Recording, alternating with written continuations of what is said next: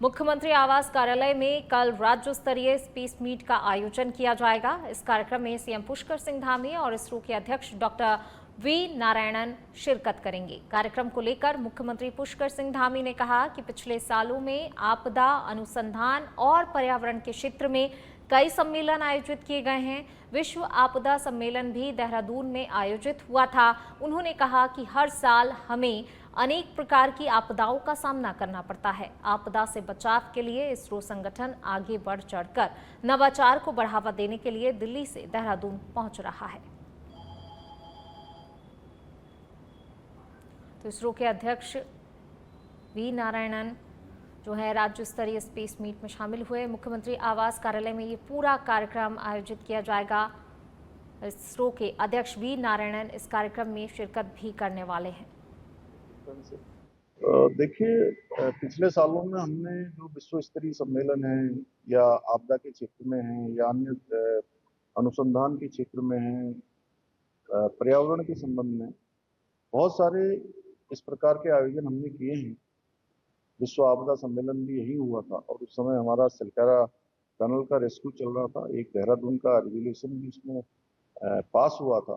वो केवल हमारे लिए नहीं, वो पूरी आने वाले समय में पूरी दुनिया के लिए काम आने वाला है।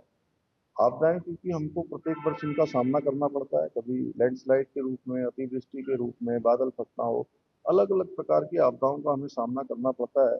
इसलिए इसरो जैसा संगठन हमारे राज्य में आगे बढ़ चलकर जो है नवाचार को और अनुसंधान को बढ़ावा देने के लिए, अन्य खोज करने के लिए यहाँ पर आ रहा है। हम उनका सबका स्वागत करते हैं और निश्चित है कि जो सम्मेलन होगा उसमें मंथन चलेगा। मंथन से, चिंतन से अमृत निकलेगा और अमृत हमारे साथ साथ पूरे। चलिए इसी कड़ी में रुक करेंगे अगली खबर का। देहरादून से खबर आपको बता रहे हैं। मुख्यमंत्री पुष्कर सिंह धामी पहुंचे हैं राज्य आपातकालीन परिचालन केंद्र। प्रदेश के विभिन्न जनपदों में हो रही भारी बारिश की स्थिति की उन्होंने जानकारी ली है। उत्तरकाशी में बादल फटने की घटना की भी उन्होंने जानकारी ली है। राहत और बचाव कार्यों की समीक्षा की गई है। बंद सड़कों को शीघ्रता से खोलने के निर्देश दिए हैं। जिला प्रशासन को सतर्क रहने और आमजन को समय पर जानकारी देने के निर्देश भी दिए हैं। तो मुख्यमंत्री पहुंचे हैं। विभिन्न जिलों में बारिश की स्थिति की उन्होंने जानकारी ली। समीक्षा बैठक उन्होंने की है। उत्तरकाशी में बादल जो फटने की घटना सामने आई उसको लेकर भी संपूर्ण जानकारी ली गई और साथ ही राहत बचाव कार्यों की समीक्षा उन्होंने की है। क्या कुछ वहां पर राहत बचाव कार्य किए जा रहे हैं। राज्य आपातकालीन परिचालन केंद्र में उन्होंने सभी से चर्चा की है। संपूर्ण जानकारी मुख्यमंत्री पुष्कर सिंह धामी ने ली और तमाम अधिकारियों को दिशा निर्देश भी आगे किस तरीके से कार्य करना है उसको लेकर दिशा निर्देश यहां पर मुख्यमंत्री पुष्कर सिंह धामी ने दिए हैं। तो मुख्यमंत्री राज्य आपातकालीन परिचालन केंद्र पहुंचे। यहां पर उन्होंने बातचीत की, अधिकारियों के साथ इस बैठक में शामिल हुए और साथ ही संपूर्ण जो है जानकारी किस तरीके से जो है अलग अलग घटनाएं सामने आ रही हैं उसको लेकर त्वरित यहां पर कार्रवाई के निर्देश भी दिए गए हैं। चलिए बढ़ेंगे आगे। भाजपा ने पार्टी के पूर्व विधायक सुरेश राठौर को 6 साल के लिए पार्टी से निष्कासित कर दिया है। कुछ दिन पहले भाजपा ने पूर्व विधायक सुरेश राठौर को नोटिस जारी किया था जिसमें अभद्र भाषा का इस्तेमाल करने का आरोप लगाया गया था। फिलहाल भाजपा प्रदेश प्रवक्ता विनोद मुयाल का कहना है कि गलत आचरण करने वालों के लिए पार्टी में कोई जगह नहीं है और ऐसे में पार्टी ने पूर्व विधायक सुरेश राठौर को 6 साल के लिए पार्टी से निष्कासित कर दिया है। आपको बता दें कि दूसरी शादी के मामले को लेकर पूर्व विधायक सुरेश राठौर कई दिनों से सुर्खियों में चल रहे थे, जिसका पार्टी ने संज्ञान लिया और उन्हें 6 साल के लिए निष्कासित कर दिया। तो गलत आचरण करने वालों के लिए कोई जगह नहीं है, ये साफ तौर पर कहते हुए सुरेश राठौर 6 साल के लिए पार्टी से निष्कासित कर दिए गए हैं। अभद्र भाषा का इस्तेमाल करने पर पार्टी ने उनके खिलाफ कार्रवाई की है और 6 साल के लिए निष्कासित किया है। निश्चित रूप से भारतीय जनता पार्टी शुचिता के आधार पर राजनीति करने वाला राजनीतिक दल है और निश्चित रूप से हमारे अपने नेताओं और कार्यकर्ताओं सबसे ये अपेक्षा रहती है कि समाज में उनके प्रति लोगों का भाव आदर का होना चाहिए, उनका आचरण अमर्यादित न हो। ये लगातार उन पर मॉनिटरिंग की जाती है और ये हमारी विचारधारा में भी है और ये हमारे महापुरुषों ने भी कहा है। इसलिए जो आज का कार्य किया गया है। वो समाज में जो हमारे अमर्यादित आचरण सुरेश राठौड़ जी ने किया था, इसलिए भारतीय जनता पार्टी ने उन्हें। चलिए बढ़ेंगे आगे, बात हरिद्वार की करेंगे। हरिद्वार के ज्वालापुर विधानसभा के पूर्व विधायक और भाजपा नेता सुरेश राठौर की मुसीबतें कम होने का नाम ही नहीं ले रही हैं। गंगोत्री धाम की साध्वी रेणुका ने हरिद्वार प्रेस क्लब पहुंचकर प्रेस कॉन्फ्रेंस करते हुए सुरेश राठौर को स्वघोषित रविदासाचार्य और महामंडलेश्वर बताया। साध्वी रेणुका ने कहा कि सुरेश राठौर का आचरण मर्यादाओं के अनुरूप नहीं है। वे अपने आप को रविदास आचार्य और महामंडलेश्वर बताते हैं, जो कि पद की गरिमा के एकदम खिलाफ है। साध्वी ने चेतावनी दी है कि अगर सुरेश राठौर रविदास आचार्य पद का उपयोग करना बंद नहीं करते हैं तो उनके खिलाफ कानूनी कार्रवाई भी की जाएगी। इसके साथ ही साध्वी ने मुख्यमंत्री से भी सुरेश राठौर के खिलाफ यूसीसी एक्ट के तहत कार्रवाई करने की मांग की है।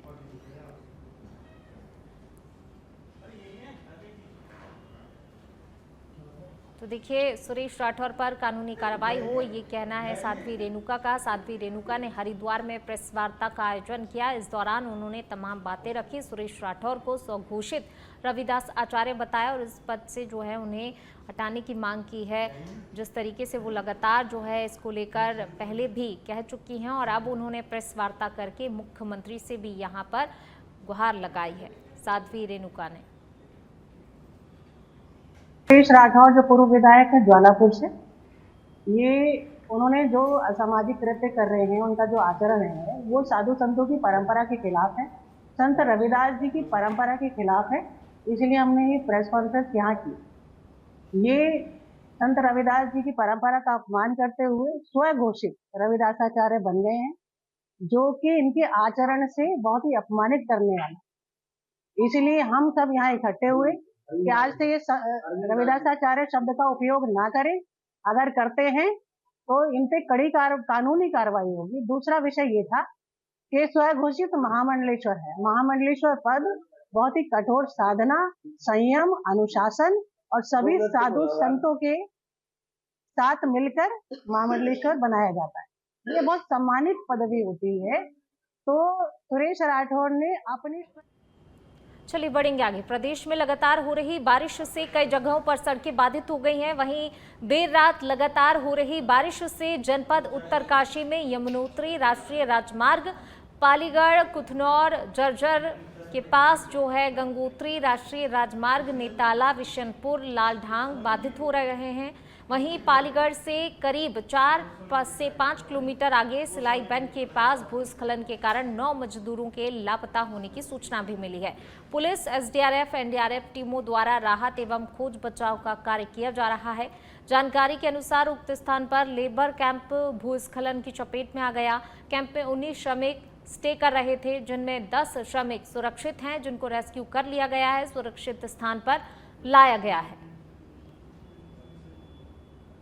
तो देखिए, भूस्खलन के कारण 9 मजदूर जो हैं लापता बताए जा रहे हैं। फिलहाल लगातार जो है राहत बचाव कार्य वहां पर जारी है। पुलिस, एसडीआरएफ, एनडीआरएफ की टीमें वहां पर राहत बचाव कार्य में जुटी हुई हैं और जो लगातार जो है मजदूरों को सुरक्षित, जो मजदूर सुरक्षित बाहर निकल आए उन्हें सुरक्षित स्थानों पर पहुंचाया भी जा रहा है।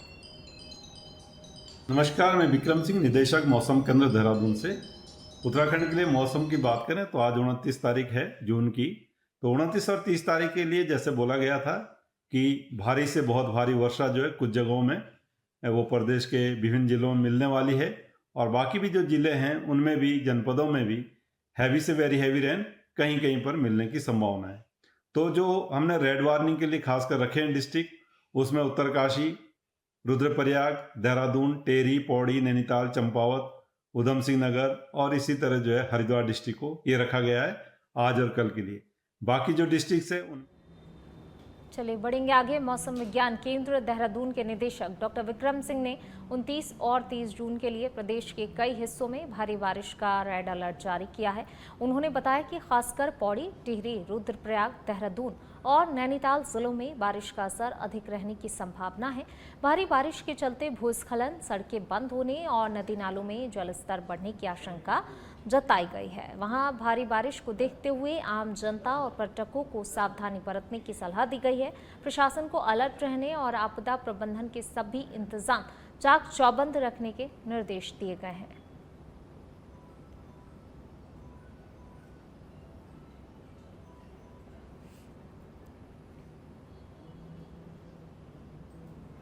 तो 29 और 30 जून को कई जिलों में भारी बारिश की चेतावनी मौसम विभाग की तरफ से दी गई है। भारी बारिश से भूस्खलन, सड़कें बंद होने का खतरा भी अब जो है यहाँ पर बढ़ गया है। साथ ही जो पर्यटक वहाँ पहुँचते हैं खास तौर से, तो उन्हें भी सावधानी, सतर्कता बरतने के लिए मौसम विभाग की तरफ से कहा गया है, अपील की गई है कि जो पर्यटक अगर वहां पर पहुंच रहे हैं तो काफ़ी ज़्यादा सावधानी रखें, सतर्कता बरतें। भारी बारिश के आसार हैं और इसी को देखते हुए भूस्खलन की घटनाएं भी लगातार इस तरीके की सामने आती है और इसी को लेकर सावधानी बरतने की अपील की जा रही है। अलर्ट भी जारी कर दिया गया है भारी बारिश को लेकर मौसम विभाग की तरफ से। 29 और 30 जून के लिए जो है ये अलर्ट जारी किया गया है। कई जिलों में भारी बारिश होगी। चलिए बढ़ेंगे आगे। हरिद्वार में जीआरपी ने रेलवे यात्रियों के 135 मोबाइल फोन उन्हें वापस लौटाए हैं। रेल यात्रा के दौरान खोए हुए और ट्रेन में छूटे मोबाइलों को रिकवर कर उनके वास्तविक मालिक तक पहुंचाने के लिए विशेष टीम बनाई गई है। एसपी जीआरपी तृप्ति भट्ट ने हरिद्वार में करीब 22 लाख रुपए की कीमत के 135 मोबाइल फोन को उनके मालिकों को सौंपा। एसपी जीआरपी तृप्ति भट्ट ने बताया कि पिछले करीब 6 महीनों में जीआरपी एसओजी के द्वारा करीब 40 लाख रुपए की कीमत के मोबाइल फोन को रिकवर किया जा चुका है। तो देखिए 135 फोन जो हैं वो उन्हें लौटाए गए हैं। जिन लोगों के खोए हुए या फिर ट्रेनों में छूटे हुए फ़ोन थे उन्हें लौटाया गया है। अभी में हमारे पास समय समय पर शिकायतें आती रहती है कि जो रेलवे के यात्री हैं, विशेष रूप से जो बुजुर्ग यात्री हैं, जो अन्य प्रदेशों से यहाँ पे विभिन्न प्रकार की धार्मिक यात्राओं के लिए आते हैं, कई बार उनके फ़ोन खोने, छूटने या गिर जाने की घटनाएं सामने आती हैं, जिसमें हमारे द्वारा एक विशेष टीम का गठन किया गया और हमारी जीआरपी की एसओजी के अथक प्रयासों से 22 लाख से अधिक कीमत के 135 मोबाइल फ़ोन आज हमने सभी व्यक्तियों को वापस किए हैं।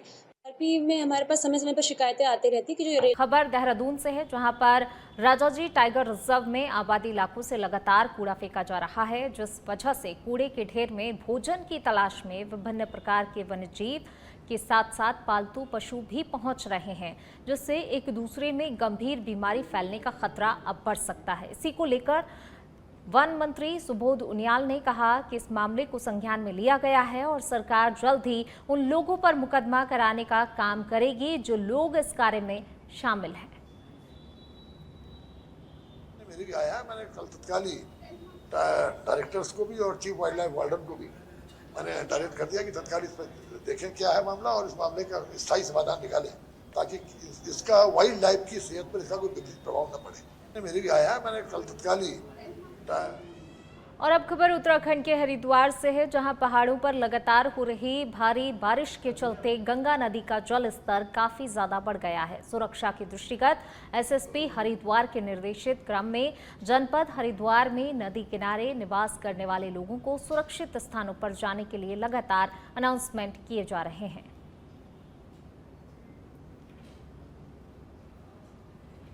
देहरादून में पुलिस विभाग का सत्यापन अभियान लगातार जारी है, जिसमें खास तौर पर बांग्लादेशी और रोहिंग्या नागरिकों को देश से बाहर का रास्ता दिखाया जा रहा है। आपको बता दें कि बीते कुछ सालों में राज्य की जनसंख्या में डेमोग्राफिक चेंज हो रहा है, तो वहीं ज्यादातर विदेशी नागरिक बिना किसी निवास प्रमाण पत्र के राज्य में निवास कर रहे हैं। वहीं एसएसपी अजय सिंह ने कहा कि इस प्रकार के अवैध रूप से शहर में रह रहे लोगों के खिलाफ सत्यापन की कार्रवाई लगातार जारी रहेगी। काफ़ी सारी शिकायतें थी कि बाहर के कंट्री से, खासकर बांग्लादेश या रोहिंग्या यहाँ पर होने की संभावना, उसमें पुलिस द्वारा जो है 5 अभी जो बांग्लादेशी पकड़े गए थे उनको डिपोर्ट भी कर दिया गया और बहुत ही अल्प समय में 20 दिन के अंदर ही उनका डिपोर्टेशन भी बांग्लादेश कर दिया गया। इसके साथ ही साथ अन्य जो बांग्लादेशी पकड़े गए थे वो अभी जेल के अंदर, उनकी भी डिपोर्टेशन की कार्रवाई चल रही थी। इसीलिए सत्यापन अभियान खासकर ऐसी बस्तियों में, ऐसे इलाकों में जहाँ पर अचानक से जनसंख्या की वृद्धि हुई है या ऐसे लोग जो रह रहे हैं बस्तियों में बट उनका कोई परमानेंट यहाँ व्यवसाय नहीं है और दूर प्रांतों से खासकर देखा गया है कि बंगाल, बिहार, उड़ीसा के काफ़ी सारे लोग यहाँ पर व्यवसाय, छोटे छोटे व्यवसाय करने के लिए आ रहे हैं, तो उन पर भी नज़र रखी जा रही है। इसलिए सत्यापन अभियान उन्हीं को फोकस करके किया जा रहा है कि इतने दूर गैर प्रांत से यहाँ पर आने का रीज़न और यहाँ कोई ऐसी कोई अगर उनके पास कोई व्यवसाय का साधन नहीं है तो डेफिनेटली उनको चेक करना कि वो किस। और अब खबर हरिद्वार से है, जहां पर कांवड़ मेले में इस बार तेज आवाज वाले डीजे, बड़े वाहन, भाला, त्रिशूल, बेसबॉल बैट पर धामी सरकार ने रोक लगा दी है। मेले की तैयारी को लेकर सीसीआर हॉल में चीफ सेक्रेटरी और डीजीपी की अध्यक्षता में मीटिंग की गई, जिसमें उत्तराखंड सहित 7 राज्यों के अधिकारियों ने चर्चा की। मुख्य सचिव ने कहा कि कांवड़ मेला सकुशल संपन्न हो, इसके लिए पड़ोसी राज्यों के साथ मीटिंग की गई है। वहीं डीजीपी दीपम सेठ ने कहा कि विभिन्न राज्यों के जिन जिलों से बड़े वाहन और डीजे तैयार होकर चलते हैं, उनको चिन्हित करके वहीं रोकने का प्रयास किया जाएगा। पुलिस एवं प्रशासनिक अधिकारियों के साथ आज यह समन्वय बैठक की गई, जिससे कि जो हमारी कांवड़ यात्रा है 2025 की, वो किस प्रकार हम उसको सकुशल संपन्न करा सकें। चैलेंज तो रहता ही है क्राउड मैनेजमेंट और ट्रैफिक मैनेजमेंट के दृष्टिकोण से, तो उसी चैलेंज को कैसे हम सकुशल उससे निपटें, उसी के लिए आज ये विस्तृत विचार विमर्श किया गया। करना चाहूँगा कि उस तरह के जैसे बेसबॉल, डंडे, इस बैट्स, ये सब साथ में लेके ना आए, क्योंकि इसकी ज़रूरत नहीं रहती है। में भी बहुत विस्तृत संवेदनशीलता बनी रहती है ऐसी यात्रा में। इसके लिए हर वर्ष की तरह इस बार भी सोशल मीडिया के माध्यम से और व्यापक प्रचार प्रसार जो है वो हम लोग शुरू कर दिए हैं, जहाँ से कांवड़ जिन गांव कस्बों से, जिन जगहों से जहाँ से ओरिजिन होता है उनका, वहाँ पर उनके पंजीकरण की व्यवस्था, वो आईडी कार्ड्स लेके आए हैं, उनकी संख्या के बारे में और जो डूज़ एंड डोंट्स हैं, क्या करना है क्या नहीं करना है, ये सब शुरुआती दौर में उनको ये सब सूचनाएं पहुंच जाएं, क्या चीज़ें प्रतिबंधित हैं, क्या चीज़ें उनको करनी हैं, जिससे डीजेस जहाँ पे ओरिजिनेट होते हैं, जहाँ से बनते हैं, उनके नामों की सूची। उत्तराखंड के विकासनगर में कैनाल बाईपास रोड के प्राचीन शिव मंदिर से जगन्नाथ रथ यात्रा निकाली गई। इस यात्रा का जगह जगह पर स्वागत कर लोगों को हलवे और मीठे शरबत का भी प्रसाद दिया गया। वहीं रात में प्राचीन शिव मंदिर पर 56 भोग का प्रसाद वितरित किया जाएगा, जिसमें भारी भरकम लोगों के पहुंचने की संभावना है। आपको बता दें कि भारत माता की सुंदर झांकी भी इस यात्रा में निकाली गई।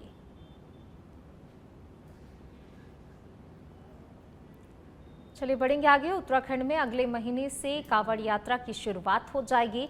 वहीं इस वक्त उत्तराखंड में 4 धाम यात्रा भी सुचारू है, जिसके चलते बड़ी संख्या में श्रद्धालु उत्तराखंड का रुख करते हुए नजर आ रहे हैं। कांवड़ यात्रा शुरू होने के बाद ये संख्या और भी ज्यादा बढ़ेगी, जो कि प्रशासन के लिए एक बड़ी चुनौती साबित हो सकती है। बॉर्डर क्षेत्रों की बात करें तो हरिद्वार और देहरादून से होकर कांवड़ यात्रा निकलती है, जिसके चलते शहर के भीतर ट्रैफिक की समस्या भी बढ़ सकती है। जिलाधिकारी ने बताया कि प्रशासन कांवड़ यात्रा के लिए पूरी तरह से तैयार है। वहीं शहर में रहने वाले स्थानीय निवासियों को किसी प्रकार की कोई परेशानी ना हो, इसके लिए पुख्ता इंतजाम किए जा रहे हैं।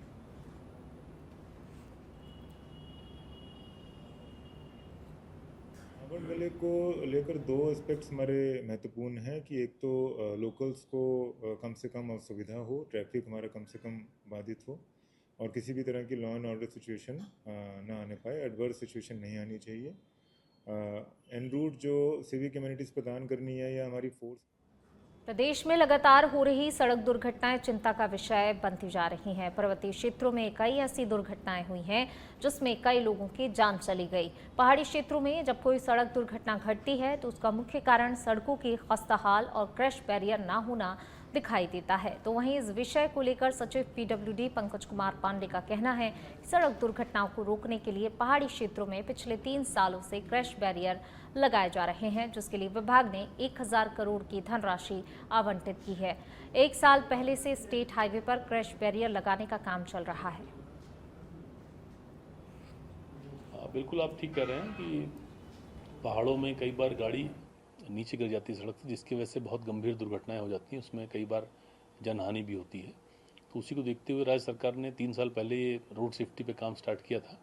उसमें मैं बताना चाहूँगा कि लगभग 1000 करोड़ से ज़्यादा का काम हमने सैंक्शन किया है और उस पर 90% ज़्यादा काम हमने कर लिया है।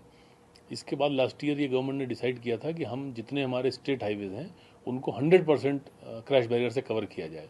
तो उस दिशा में भी हम लोग काम कर रहे हैं और हमारा प्रयास ये है कि अगले 2 से 3 साल में जितने भी हमारे स्टेट हाईवे हैं उन्हें पूरा कवर किया जाए। इसके साथ साथ जो जनपद स्तरीय सड़क सुरक्षा समिति जो रिकमेंड करती है, जिस भी चलिए बढ़ेंगे आगे। त्रिस्तरीय पंचायत चुनाव को निष्पक्ष, शांतिपूर्ण और समयबद्ध तरीके से संपन्न कराने के लिए जिला निर्वाचन अधिकारी नितिन सिंह भदौरिया ने जिला सभागार में नोडल व प्रभारी अधिकारियों के साथ बैठक ली। जिला निर्वाचन अधिकारी ने कहा कि चुनाव एक संवेदनशील और समयबद्ध प्रक्रिया है, अतः सभी अधिकारी पूरी जिम्मेदारी और निष्पक्षता से अपने दायित्वों का निर्वहन करें। भदौरिया ने निर्देश दिए कि सभी खंड विकास अधिकारी अपने अपने क्षेत्र के मतदान स्थलों का निरीक्षण कर आवश्यक व्यवस्थाएं सुनिश्चित करें और वाहनों की जरूरत के अनुसार सूची नोडल वाहन अधिकारी को उपलब्ध कराएं। उन्होंने आगे कहा कि निर्वाचन व्यवस्था के लिए विभिन्न विभागों के अधिकारियों को नोडल नियुक्त किया गया है। जिला आपदा प्रबंधन कार्यालय में निर्वाचन कंट्रोल रूम स्थापित कर दिया गया है, जिसके नोडल अधिकारी जिला आपदा प्रबंधन अधिकारी होंगे।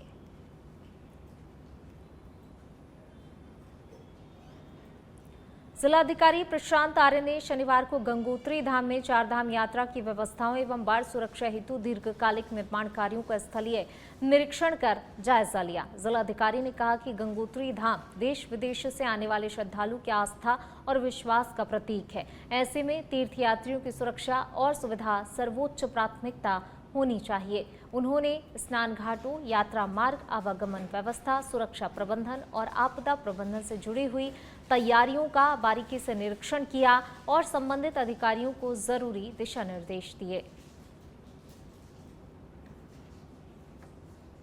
और जो घाट है हमारे पहले, तो घाट का काम तो हम लोगों ने करा लिया था, मार्च अप्रैल में करा लिया था और अभी सही है, ऐसी कोई समस्या या दिक्कत अभी प्रतीत नहीं होती है। परंतु चूँकि अभी मानसून चल रहा है, बारिश और भी अभी आने का है, वर्षा काल बढ़ेगा ही, तो जो सुरक्षात्मक कार्य हैं जिसमें हमारे वायर क्रेट और गैमियन इंस्ट्रक्शन है, जो संभव है इस समय कराना, उसको मैंने निरीक्षण भी कर लिया है, काम चल रहा है, ऐसे कोई दिक्कत नहीं अभी प्रतीत होती है। हाँ, लेकिन आने वाले जो हमारा लीन पीरियड होगा सितंबर वाला, उसमें हम लोग सोच रहे हैं कि दोनों घाटों को, घाट का लेफ्ट और राइट दोनों